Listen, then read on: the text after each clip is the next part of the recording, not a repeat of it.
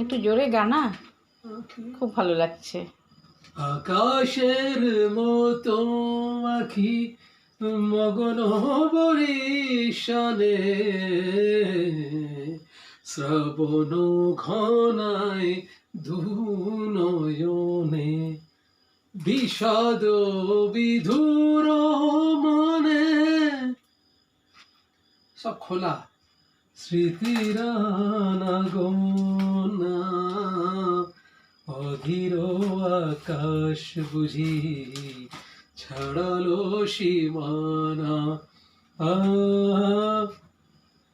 বন্ধুরা, আসলে আজকে গোটা দিন আমি এই প্রথম ভিডিও শ্যুট করছি। এখন জানি না এটা আজকে আমি আপলোড দিতে পারবো কিনা বা আপলোড করতে পারবো কিনা। গোটা দিনের ব্যস্ততা ছিল আমার মধ্যে প্রচণ্ড, সারাদিন মোটামুটি বাইরেই কেটেছে। ওই বাজার হাট টুকটাক, আমি আজকে 5 বার বাজারে গেছি সকাল থেকে রাত পর্যন্ত, তার উপরে কিছু নিজস্ব কাজ থাকে। তো এই দেখুন, এই মাছটা আমাদের খুব মানে চলেবল মাছ যেটাকে বলা হয়, চলে। তো এই মাছগুলোর নাম হচ্ছে বাংড়া মাছ। খুব কস্টলি মাছ এগুলো, কিন্তু মোটামুটি ধরুন 380 থেকে 400 টাকা কেজি। সাইজগুলো দেখে বুঝতে পারছেন। তবে আমার ভীষণ প্রিয় মাছ, তার কারণ কি জানেন, এই মাছগুলো না একদম ইলিশ মাছের মতো খেতে লাগে।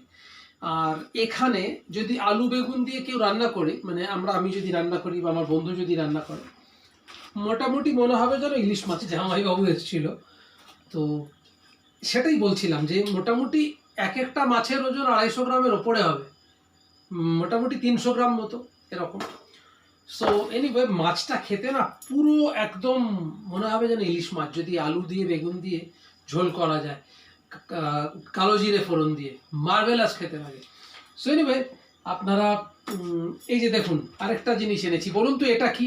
আমি নাম বলছি না, আপনারা কমেন্ট করুন।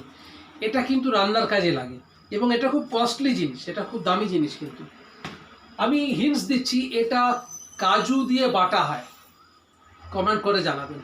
তো চলুন দেখতে থাকুন, সঙ্গে থাকুন, চ্যানেল সাবস্ক্রাইব করবেন এই অনুরোধটুকু রইল। শুভরাত্রি।